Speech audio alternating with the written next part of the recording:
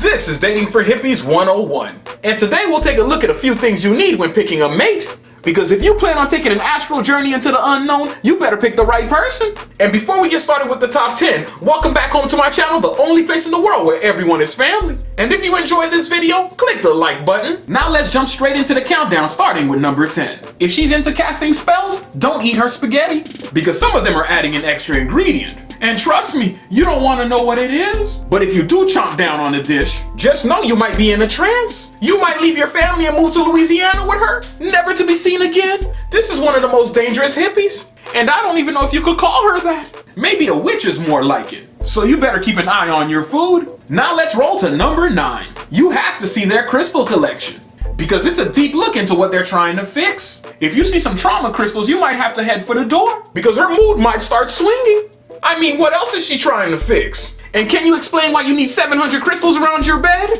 What type of succubus demon are you trying to ward off? And why is it every time I sleep over there's a dark shadow in the corner? This is something as a hippie you have to pay attention to, because sometimes you only get one warning. And that takes us to number 8. Is this your twin flame or a karmic lesson? Because everything looks like love from afar, but once you take a deep dive into the relationship, it might be a karmic lesson. You probably did something wrong in your past life and now you have to deal with a crazy person. And it's up to you to quickly figure out what you did, because dragging this out could be bad news for your life. So I suggest you test the waters early and often. Maybe do something that would annoy her a little and see what she does.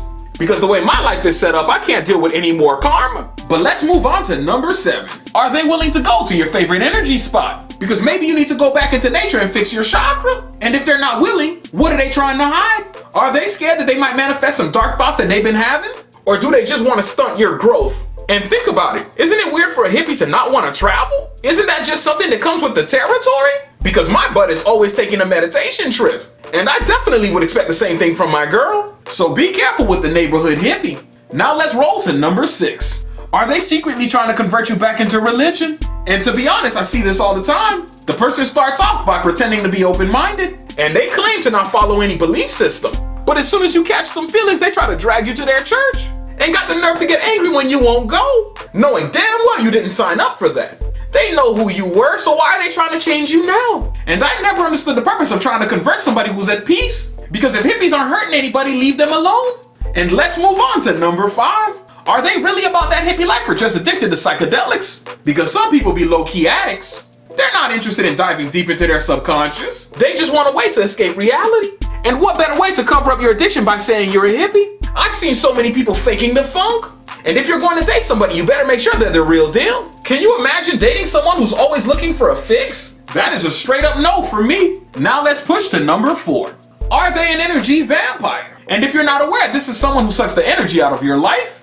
They create an atmosphere that just drains you, and you start to feel like you can't achieve anything. This is the type of person that always makes you feel stuck and trapped. And they're always hard to spot because they've grown accustomed to hiding their true intentions. This is the person that seems to only get into hippie stuff when they meet you, and it seems like they're always manipulating the situation. This person is a definite red flag. Now let's move on to number 3. Do they refuse to taste your tofu scramble? Well, they might be an imposter. Because what type of hippie don't want to try healthy food? You'll have to see how much they care about the environment, because you might have a phony on your hands. And it's up to you to spot the signs. For example, if they throw trash out the window while you're driving, they might be a fake. And if they can watch I Am Legend without crying during the dog scene, it's time for you to let this savage go. And now let's push to number 2. Do they constantly say how much they hate people? Because this is a sign of a fake hippie. This is the type of person that says they hate their parents, their co-worker, and people on the streets. I mean, damn, who do you love? Because it can't be me if you hate everybody. This person has an extremely unstable mind.